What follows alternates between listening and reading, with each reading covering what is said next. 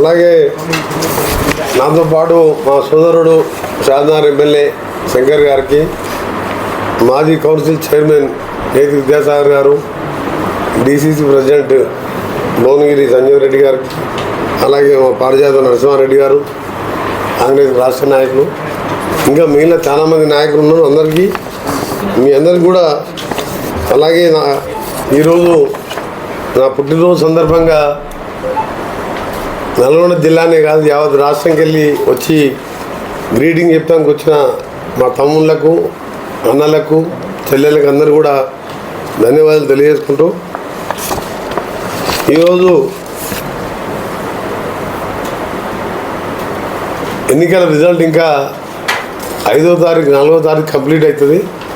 ఆ తర్వాత BRS party అనే పార్టీ, అంటే బీఆర్ఎస్ కానీ టీఆర్ఎస్ కానీ వాళ్ళు మార్చుకున్న పేర్లు కానీ మొత్తం కూడా భూస్థాపితం కాబోతున్న సందర్భంలో ఫ్రస్ట్రేషన్లో ఒకవైపు ఇంట్లో ఫ్యామిలీలో వాళ్ళ చెల్లె జైల్లో ఉండడం, అది బెయిల్ రాదని తెలుసా ఆయన, ఆ ఫ్రస్ట్రేషను, పదవి పోయిందని ఫ్రస్ట్రేషను, ఏం పోయిందో కానీ కేటీఆర్ గారు ఒక చదువుకున్న వ్యక్తి, అమెరికాలో చదువుకున్నని చెప్పుకునే వ్యక్తి నిన్న గ్రాడ్యుయేట్ కాన్స్టిట్యున్సీ ఎన్నికల్లో ఆయన మాట్లాడిన మాటలు, ఒక ముఖ్యమంత్రి, గౌరవ ముఖ్యమంత్రి గారిని పట్టుకొని రేవంత్ రెడ్డి అంత సిగ్గుమాలిన పనికిమాలిన సీఎం దేశంలో ఇంకొకటి లేడంట. అంటే ఎందుకు ఉచితంగా 50 కోట్ల మంది మహిళలు ఇవాళ ఆర్టీసీలో ప్రయాణం చేసడానికి రోజు 15 కోట్ల రూపాయలకు భరించి చేయడం తప్ప 500కి గ్యాస్ సిలిండర్ ఇచ్చి సంవత్సరానికి 3 సిలిండర్ వాడినా అది ఒక 2000 రూపాయలు ఇవాళ ఉచితంగా ఇస్తున్నందుక, నెలకు 1000 రూపాయలు వచ్చే కరెంటు బిల్లుని 0 బిల్లుగా మార్చి సంవత్సరానికి 12,000 ఇవాళ పేద కుటుంబం వాళ్ళందరూ, తెల్ల కార్డు ఉన్న వాళ్ళందరూ కూడా ఉచితంగా 200 కరెంటు ఇస్తున్న సంగతి మీ అందరికీ తెలుసు. ఇంకా ఎన్నో కార్యక్రమాలు ఆయన ఏమంటారంటే 30,000 ఉద్యోగాలు మొత్తం మేమే సెట్ చేసినాం, దాన్ని ఆయన అనుకున్న జవాబులు మేము ఇచ్చి చెప్పుకుంటున్నాం. మరి ఎందుకు ఇవ్వలేకపోయినావు కేటీఆర్ను? నువ్వే కదా రాష్ట్రాన్ని మొత్తం రాజ్యాన్ని నడిపించింది. మీ నాయన పామోదనం అనుకుంటే నువ్వే రాజ్యం వెళ్ళావు కదా, దేశాలు తిరుగుకుంటావు, ఏడ చూసినా టీవీలో నువ్వే అందరు మినిస్టర్లను డమ్మీ చేసి మొత్తం రాజ్యం వెళ్ళావు. నువ్వే ఒక డిక్టేటర్ ముఖ్యమంత్రిగా 30,000 ఆర్డర్లు ఎందుకు ఇవ్వలేదు? ఇవన్నీ పిచ్చి మాటలు మాట్లాడుతున్నాడు. మేము గవర్నమెంట్ వచ్చిన నెక్స్ట్ డేనే ఎక్కడెక్కడ ఉన్నాయి, ఏమేమి న్యాయపరంగా ఇబ్బందులు ఉన్నాయన్నీ కూడా ఆలోచించి కోట్లల్లో దాన్ని పర్సీవ్ చేసుకొని 3 నెలలలోపు 30,000 ఉద్యోగాలు ఇవ్వడమే కాకుండా 13,000 డిఎస్సి నోటిఫికేషన్ ఇవ్వడం, ఇంకా ఏ జాబ్లు ఇవ్వాలి, గ్రూప్ 1 ఎగ్జామ్స్ కూడా నోటిఫికేషన్ ఇచ్చడం, డేట్ ఇచ్చడం, దానికి కూడా ప్రిపేర్ అవుతున్న పిల్లలు. ఇంకా మూసీ లాంటి ప్రాజెక్టు ఎప్పుడన్నా మీ కళలో కూడా వచ్చిందా? 6 లక్షల కోట్లు 6,90,000 కోట్లు అప్పి చేసినాం. ఇలా హైదరాబాద్, రంగారెడ్డి, నల్గొండ ఒకప్పుడు అది 1,04,000 ఎకరాలకు సాగునీరుతో పాటు తాగునీరు ఇచ్చే ప్రాజెక్టు మూసీ రివర్. అంటే వికారాబాద్లో పుట్టి నేరేడు జిల్లా మండలం నల్గొండ జిల్లాలో కృష్ణాలో కలిసిపోయే తెలంగాణ ఏకైక రివర్ అది. ఆ రివరు కలుషితమైంది. అప్పట్లో జనాభా తక్కువ ఉండి ఏదో నడిచిపోయింది. ఎస్టీపీలు, పాత ఎస్టీపీలతో నిజాం కాలంలో ఇష్టమైనట్టు కట్టిండు, కాంగ్రెస్ గవర్నమెంట్ కట్టినాం.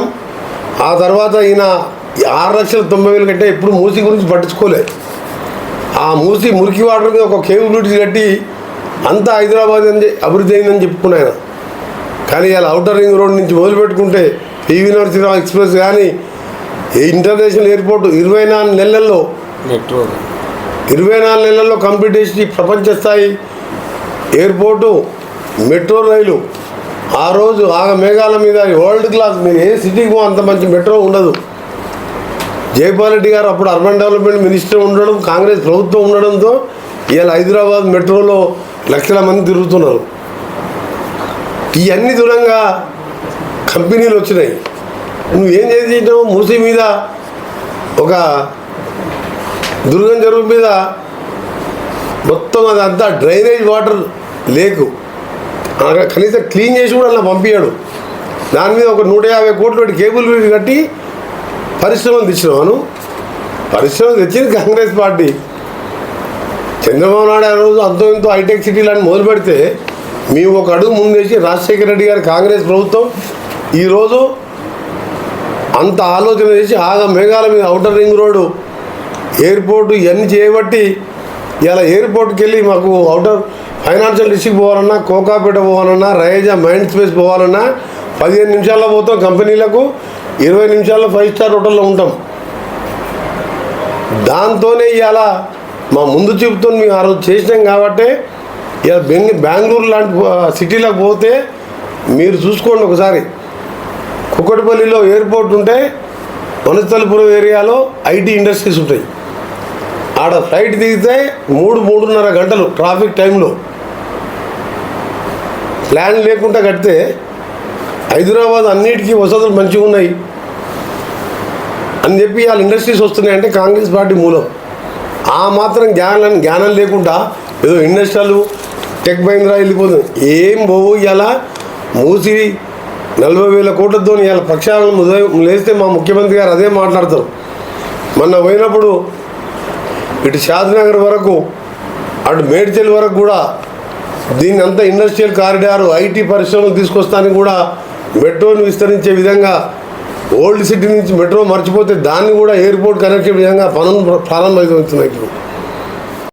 ఆయనని కేసుల పాలు చేసి జైలు వేసినాం. ఫాల్స్ కేసులని మందకృష్ణ మాదిగా మాట్లాడితే ఆయన తీసుకుపోయి లోపల వేసినాం. సరే మందకృష్ణ మాది ఏ పార్టీలో ఉన్నాడో మాకు సంబంధం లేదు. ఆయనని జైలు వేసినాం. ధర్నా చౌక్ ఎత్తేసినాం. మేము ఎప్పుడన్నా పిలిపిస్తే మా ఇళ్ళలోనే హౌస్ అరెస్ట్ చేసిన మమ్మల్ని కానీ, పీసీసీ ప్రెసిడెంట్ కానీ, మాలాంటి ముఖ్యుల నాయకులు బయటికి వెళ్ళనియలే. అరే నీకు చేతనైతే ధర్నా చౌక్ ఓపెన్ చేసినావు, పర్మిషన్లు ఇస్తున్నావు, ఏ ఇష్యూ టెట్ కంటే 2,00,000 రూపాయలు ఫీజు పెడుతున్నావు చెప్పి ఆయన బాధపడుతున్నావు. మన వైన్ షాపుకు 1,20,000 మంది యువకులు 4-5 మనిషికి 50,000 ఇంట్రెస్ట్ తీసుకొచ్చి 1,20,000 అప్లికేషన్లు వస్తే 2,500 కోట్ల ఆదాయం వచ్చింది రాష్ట్రానికి. నీకు సిగ్గుండాలే. వైన్ షాపుల మీద అమాయకులని 2 లక్షలు నాన్ రిఫండబుల్, కనీసం రిఫండబుల్ అంటే పెట్టాలి. 2,500 కోట్లు వచ్చింది. అసలు ఆ టెండర్ పెట్టే అవసరమే లేదు. ఈ డబ్బుల కోసం అమాయకులు అంటే తెలంగాణ యువకులకు వెళ్ళి రక్తం తాగినట్టు 2,500 కోట్లు 2,500 కోట్లు ఇవాళ ఆ పిల్లలు ఏంటంటే ఏదో ఉద్యోగాలు లేవు, కేసీఆర్ ఉద్యోగాలు చేయడం, డ్రాల షాప్ వెళ్తే సరే ఎవరికన్నా పెట్టి నడిపించుకుందామా, లేకపోతే ఎవరికైనా లీజుకి ఇచ్చుకుందామా, ఏమో బతుకు తెరువు కోసం. మరి ఏం చేయాలి? 10 ఏళ్ళు తెలంగాణ వచ్చినా వీడు ఆ మొత్తం ఆశలు నిరాశ చేసిండు. 100 ఏళ్ళు వెనకకి తీసుకుపోయిండు. హైదరాబాదు ఇలా ఫైనాన్షియల్ డిస్ట్రిక్ట్ అన్ని ఎయిర్పోర్టు, మెట్రో ఇంత గట్టి మేము తీసుకొస్తే మొత్తం 100 ఏళ్ల పాటు కోలుకోకుండా విధ్వంసం చేస్తే అప్పుల పాలు చేసి 25,000 కోట్లు వడ్డీ కట్టాలి మీ సంవత్సరానికి. అందుకనే కేటీఆర్ గారు, హరీష్ రావు గారు నిన్న సన్నోట్ల గురించి మాట్లాడుతున్నాం. మేము చెప్పింది ఏంది, మొత్తం కూడా హాస్టళ్ళకి కానీ రేషన్ పేదవాళ్ళకి ఇచ్చే బియ్యం ఎక్కడైనా సన్న ఓట్లకే సన్న బియ్యంతోనే మేము వాళ్ళు తినాలి. ధనికులే కాదు పేదవాళ్ళు కూడా క్వాలిటీ అన్నం తినాలి అని చెప్పి మేము ఉచితంగా ఇచ్చే హాస్టల్లో పెట్టి కానించి అన్నీ కూడా రేషన్ షాపులో. అందుకనే దానికి ఇస్తానని చెప్పిన తప్ప మేము దొడ్డు ఓట్లకి ఇస్తామని ఏమని చెప్పలే. ఒక స్టార్ట్ చేస్తున్నాం, ఒక స్టెప్పు, దీని తర్వాత ఇస్తాం. మొత్తం నువ్వు అప్రకారం చేసి 26,000 కోట్లు మా ప్రభుత్వం వచ్చిన 3.5 నెలలే. ఈ 2 నెలలు ఎలక్షన్ కోడే ఉంది. రాష్ట్ర ఆదాయం లేదు. ఎన్నికలప్పుడు ఎవరు కూడా కొత్త పరిశ్రమలు కానీ ఏముండదు. రేపు 6th, 7th, 8th కూడా నేను, శ్రీధర్ బాబు గారు, ఇంకా కొంతమంది ఉన్నత అధికారులు అమెరికా పర్యటన కూడా పోతున్నాం. అక్కడ కొంత పెద్ద కంపెనీ వాళ్ళు వచ్చి తెలంగాణలో ఇన్వెస్ట్ చేయాలి హైదరాబాద్లోని. దాంతోపాటు ఈ తెలంగాణ తెలుగు అసోసియేషన్ సిఆర్టీలో జరగబోయే 25th, 26th జరగబోయే 7th కన్వెన్షన్ కూడా చీఫ్ గెస్ట్గా ఈరోజు నైటు అంటే రేపు ఎర్లీ మార్నింగ్ 4 గంటలకు నేను కూడా అమెరికాకు పోతున్నాం 2 days కోసం. మళ్ళీ 27th రోజు నైట్ వాపసు రావడం జరుగుతుంది. అలాగే ఇప్పటికే మా తీర్మానం వల్ల గెలిపించాలని మా దగ్గర ప్రచారం కూడా బూత్ లెవెల్లో మన ఎంపీ ఎన్నికలు అప్పుడే ఈ ప్రచారాన్ని కూడా మొదలుపెట్టాం. తప్పకుండా గ్రాడ్యుయేట్ ఎన్నికల్లో వీళ్ళు ఎన్ని మాట్లాడినా ఎవరు లంగలు, ఎవరు దొంగలు, ఎవరు ఎక్సైజ్ దాంట్లో దోసుకున్నారు, ఈడ ఎక్సైజ్ పేరు మీద 2 లక్షల అమాయకులమైన నిరుద్యోగులు ఎట్లా మోసం, నిరుద్యోగులు పిల్లలు పిహెచ్డి చేసిన వాళ్ళు, పిహెచ్డి చేసిన వాళ్ళు కూడా కట్టిన వైన్ షాప్లకు దాని గురించి మాట్లాడుతారు. టెట్కు 2000 ఫీజు పడితే మొత్తం కొంపలు ముగినట్టు చేస్తున్నాం. అది ఉద్యోగాలు ఇచ్చేది స్టేషనరీ ఖర్చు, అది నామినల్కు సిస్టమేటిక్ ఉండాలని పెడతారు. నామినల్ ఫీజు ఎవడన్నా వైన్ షాప్కు నాన్ రిఫండబుల్ 2000 రూపాయలు పెడతారు. ఎవడన్నా 2 లక్షలు, ఇంత మూర్ఖత్వం అసలు ఎవరికి ఐడియా రాలే. మా నాయకులు కూడా ఆయన ఒక మినిస్టర్ ఉన్నప్పుడు ఉన్నాయి 2000 షాపులకు 1,20,000 మంది సిగ్గుండాలరా, నువ్వు దోసుకున్నావు చిన్నపిల్లల్ని, అప్పుల పాలైపోయిన వాళ్ళందరూ 2 లక్షల రూపాయలు షాపులు రాని వాళ్ళకి రిఫండ్ ఇవ్వాలి. అందుకనే మేము చిత్తశుద్ధితో ఉన్నాం. రైతులకు 2 లక్షల రుణమాఫీ చేయడానికి కూడా మొత్తం ప్రణాళిక తయారు చేసుకున్నాం. నువ్వు 1,00,000 రూపాయలని 5 ఏళ్ళని 10 ఇన్స్టాల్మెంట్ చేస్తే బ్యాంకుని వడ్డీకి సరిపోలే. మేము ఏకకాలంలో రుణమాఫీ చేయబోతున్నామని భయం పట్టుకుంది. పార్లమెంట్ ఎన్నికల్లో వీళ్ళకి ఆడవీడ ఉన్న ఓట్లల్లో ఎక్కడ టీఆర్ఎస్ క్యాండిడేట్ 1-2 సీట్లలో తప్ప ఎక్కడ టీఆర్ఎస్ వాళ్ళు క్యాండిడేట్ చేయాలి. వీళ్ళు మీద మీద మీటింగ్లు పెట్టినారు. 3 రోజుల ముందే మొత్తం డ్రాప్ అయిపోయింది 9-10 సీట్లలో. ఎందుకంటే సీనియర్ నాయకులు అన్ని పార్లమెంట్లతో మాట్లాడుతున్నా. నేను టీఆర్ఎస్ అనే అభ్యర్థికి పోల్ చిట్టీలు పంచలేదు, ఓటు వేయమని చెప్పలేదు, ఎటంటే వేసుకోపోన్నారు. కొందరి దగ్గర బీఆర్ఎస్ మన బీజేపీకి వేయమని చెప్పింది. ఓపెన్గా మిక్స్ అయ్యి కనీసం బిడ్డని జైల్లోకి వెళ్ళి బయటికి తెచ్చుకోవాలి. ఇక రాజకీయం వద్దు, మన పార్టీ ఉండదని తెలుసు వాళ్ళకు. ఈ ఎన్నికల తర్వాత 1 సీటు గెలవదు కాబట్టి పార్టీ ఉండదు. 10 ఏళ్ళ అధికారం ఉన్నాక 3 నెలల్లో ఇంత ఘోరంగా దిగజారుతుందా? లల్లు ప్రసాద్ 30 ఏళ్ళ కింద ముఖ్యమంత్రి ఉంటే ఇవాళ మొత్తం 40 సీట్లు రాబోతున్నాయి. తేజస్వి గారు ఒక యువకుడు ప్రజలలో పోయి కొట్లాడి ఆ పార్టీ 30 ఏళ్ళ కింద పార్టీని మళ్ళీ అధికారంలోకి తీసుకొస్తుందంటే ఒక రాజకీయ పార్టీ అంటే ఒక పద్ధతులు ఉంటాయి. ఈ విధంగా దోసుకొని 2 లక్షల కోట్ల కాళేశ్వరాన్ని 3 ఏళ్ళల్లో కడితే 3 ఏళ్ళకనే కూలిపోయిందంటే అందుకనే నీ పార్టీ కుప్ప కూలిపోయింది. అలా మేడిగడ్డ బ్యారేజ్ లాగా టీఆర్ఎస్ పార్టీ మొత్తం కుప్ప కూలిపోతుంది. జూన్ 5 తర్వాత పార్టీ ఆఫీసులు జిల్లాల గవర్నమెంట్ కాస్ట్లీ పార్టీ జిల్లాకు ఆఫీసు ఈయన చక్కదనానికి ఏదో పార్టీ ఉన్నట్టు. హైదరాబాద్ పార్టీ మీరు చూడండి 6వ తారీఖు తర్వాత ఏ పార్టీలో ఒక్క మనిషి ఉన్నాడు, ఒక్క మనిషి కూడా కనబడు పార్టీలో. ఎమ్మెల్యేలా ఎట్లా ఉండరు, ఎందుకంటే ఆయనకి ఒక్క దాంట్లో డిబేట్ రాకుంటే ఎమ్మెల్యేలు ఎందుకుంటారు చెప్పు ఆ పార్టీలో. నేను అందుకనే చెప్తున్నా, మాట్లాడే ముందు ముఖ్యమంత్రి గారిని మాట్లాడే ముందు ఈ దేశ దోపిడీ చూసి 1,20,000 మంది దగ్గర 2 లక్షల రూపాయలు లెక్క దోచుకున్నావు కదా ఉద్యోగాలు ఇవ్వకుండా. ఆ కోపంతో నువ్వు మేము తిరుగుతానే ముఖ్యమంత్రి గారు తిరుగుతానేమో ఇష్టం ఉన్నట్టు తిరుగుతున్న ముఖ్యమంత్రి గారు అంటాడు. నువ్వు ఒక చిన్నపిల్లవాడిని ఆయన కంటే వయసులో చిన్న ఏదో మీ నాయన పేరు చెప్పుకొని నువ్వు మంత్రి అయినవు, సరే మొత్తం రాష్ట్రాన్ని నడిపించుకున్నావు, 10 ఏళ్ళు తిన్నావా తినలేదా ఢిల్లీలో ఉన్న ప్రజలు అడిగినా దేశంలో ఉన్న ప్రజలంతా చెప్తారు. నీలాగా ఆయన రాలే కదా. ఆయన జడ్పీటీసీ ఇండిపెండెంట్ గెలిచిండు, ఎమ్మెల్సీ ఇండిపెండెంట్ గెలిచిండు, తర్వాత వేరే పార్టీకి పోయిండు, తర్వాత కాంగ్రెస్కి వచ్చిండు, ప్రజల మధ్య పోరాటం చేసిండు, ముఖ్యమంత్రి అయ్యిండు. నువ్వు ఆయనను పట్టుకొని సిగ్గుమాలిన పనికి మాలిన సీఎం అంటే మరి నిన్నేమని చెప్పాలి? కేటీఆర్ నిన్నేమని పిలవాలి? నువ్వేమైనా పొద్దున్న లేచి అమెరికా గోవా బాంబే తిరుగుకుంటా మొత్తం 4 నేర్చుకొని 4 ఐఏఎస్ ఆఫీసర్లు మొత్తాన్ని పక్కన పెట్టిండు. ఆయన చరిత్ర చెప్పాలంటే అందరికీ తెలుసు. ఆయన మొదటిసారి 80,000తో అక్కడ ఉద్యమకారుడు మన మహేందర్ రెడ్డి కేకే మహేందర్ రెడ్డి మొదటికెళ్ళి పార్టీ పెట్టినప్పుడు కేసీఆర్ మనం ఉంటే లట్టుకుని వచ్చి ఎటు కూడా ఆ నాయన పార్టీ కాబట్టి ఆయన సీటు గుంజుకొని ఆయన పొట్ట మీద కొట్టావు. నువ్వు ఉద్యమకారుడువా?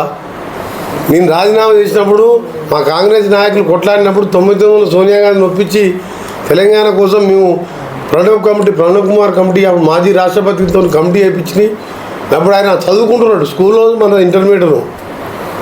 ఆయన ఇలా హైదరాబాద్కి వెళ్ళి ఇండస్ట్రీస్ పోతుందని చెప్పి ఇవన్నీ మాటలు, పనికిరాని నా మాటలు, ఫ్రస్ట్రేషన్లో రేపు 4వ తారీఖు ఏ స్థానంలో కూడా డిపాజిట్ వస్తలేదు.